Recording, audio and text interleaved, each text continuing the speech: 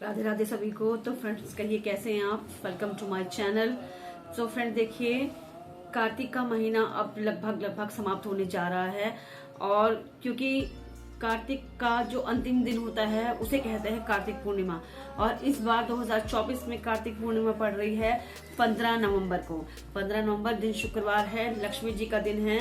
और इस दिन कार्तिक पूर्णिमा पड़ी है तो एक विशेष अवसर बन रहा है लक्ष्मी नारायण जी की पूजा करने का। तो फ्रेंड्स ये बहुत ही विशेष दिन है, इसका लाभ उठाना बिल्कुल ना भूलिए। तो आज हम बात करेंगे कार्तिक पूर्णिमा पर।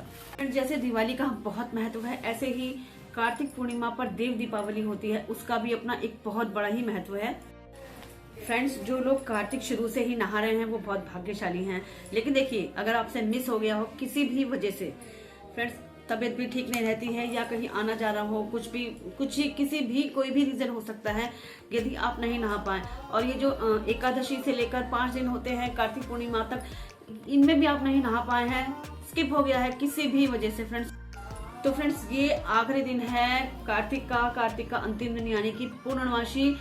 इसको आप मत छोड़िएगा। फ्रेंड्स अगर आप किसी धराधाम पे जा रहे हैं, आप वृंदावन जा रहे हैं या हरिद्वार जा रहे हैं, वहां जाकर नदियों में या गंगा जी में या जमुना जी में स्नान कर रहे हैं तो आप बहुत भाग्यशाली हैं। लेकिन अगर आप नहीं जा पा रहे हैं तो बिल्कुल रिग्रेट ना करें। अपने घर में, अगर घर के आसपास कोई नदी सरोवर है वहां चले जाएं।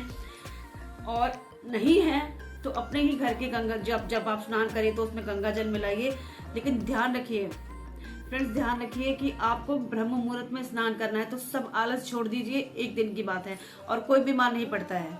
देखिए मैं भी नहाती हूँ, ठंडे पानी से नहाती हूँ, कुछ नहीं होता है। जितनी जल्दी आप नहाएंगे उतनी जल्दी बहुत पानी ठंडा नहीं लगता है। ये फैक्ट है, ये टेक्निकल है, इतना ज्यादा नहीं जानती हूँ मैं, लेकिन ये फैक्ट है कि बहुत सुबह अगर नहाते हैं तो पानी बहुत ठंडा नहीं लगता। लेकिन जैसे जैसे दिन चढ़ता है तो पानी की ठंडकता और शीतलता बढ़ती जाती है।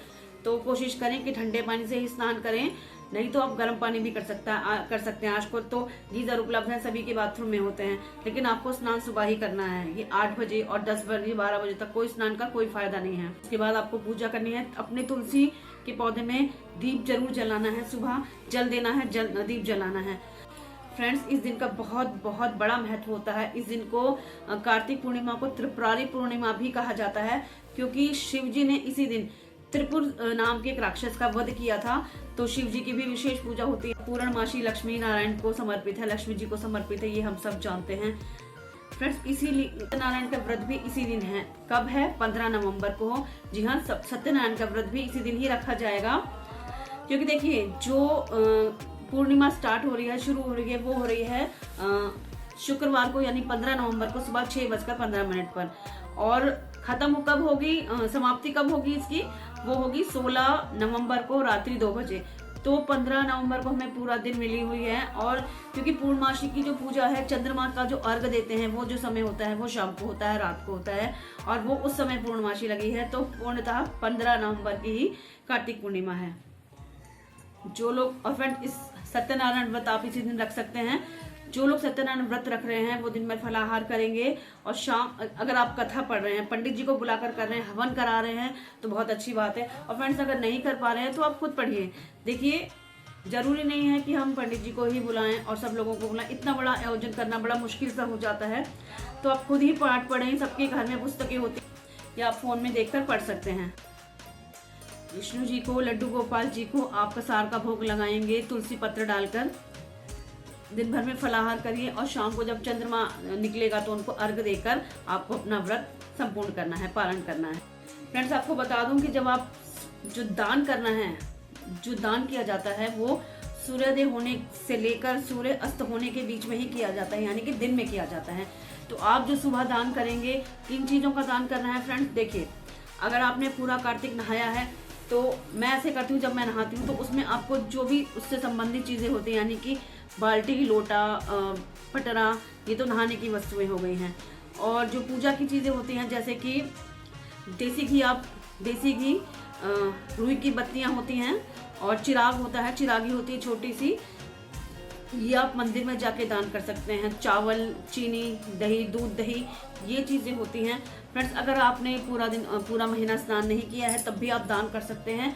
खास करके विशेष चीजों का सफेद चीजों का दान देने का विशेष महत्व है। दूध, चावल, चीनी, दही आदि आप किसी को भी दे सकते हैं, मंदिर में दे सकते हैं, और अगर किसी जरूरतमंद को दें तो बहुत अच्छा है। फ्रेंड्स, अभी भी बहुत लोग होते हैं जिन्हें ये छोटी छोटी चीजों की भी जरूरत रहती है, तो कोशिश करें कि आप अपनी मेहनत की कमाई से उन्हें ये दान दें। फ्रेंड्स, बात आती है शाम की, तो अब आपको शाम को फिर से दीपदान करना है। देखिए, पिछले एकादशी से लेकर अब तक हम रोज दीपदान कर रहे हैं। कुछ लोग कर रहे होंगे, कुछ नहीं भी कर रहे, लेकिन देव दीपावली है, ये आपके पितरों को समर्पित होती है, उनके निमित्त आपको दीपदान करने हैं। आप अपने घर में पूजा करिए, मंदिर में दिया जलाइए, घर के जो आपकी मुख्य द्वार है, चौखट है, उसके दोनों तरफ दिए जलाइए।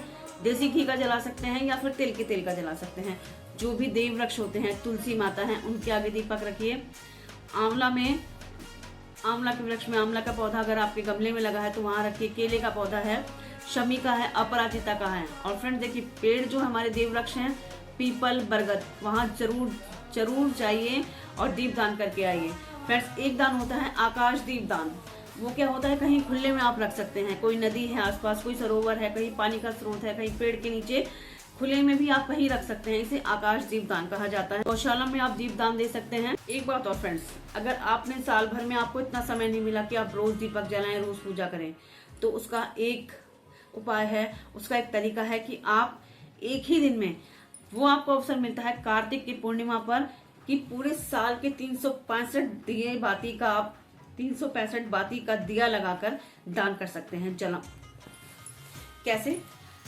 किसी भी चकोर आप गोल दिया दे सकते हैं, आप कोई सिंपल सा बड़ा दिया ले सकते हैं, चौमुखी दिया ले सकते हैं, या फिर आटे का दिया बना सकते हैं, या फिर फ्रेंड्स जो नारियल होता है ना, जो सूखा नारियल होता है, उसको आधा निकाल कर उसकी वो जो खोपरा होता है उसमें आप 365 बत्तियां बना सकते हैं। चाहे वो रुई की बनाए, सफेद रुई की या फिर कलावे की, आप 365 बत्तियां बनाइए। फ्रेंड्स, उसमें घी मत डालिए, क्योंकि घी आजकल सर्दी हो रही है तो जम जाता है। तिल का तेल भरिए और अच्छे से भरकर उसको जलाइए। कहाँ जला सकते हैं?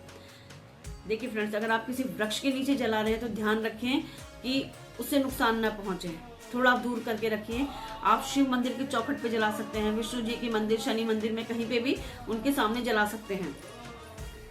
गौशाला में जला सकते हैं। फ्रेंड्स, अगर किसी नदी के किनारे जलाएं तो बहुत ही अच्छी बात रहेगी, नहीं तो आप अपने घर के आंगन में जला सकते हैं, आप तुलसी जी के समक्ष जला सकते हैं। बस ध्यान रहे कि पेड़ पौधों को नुकसान ना पहुंचे। फ्रेंड्स, आपको बता दूं कि शाम को चंद्रमा का अर्घ का जो समय है वो है 5:08 तक।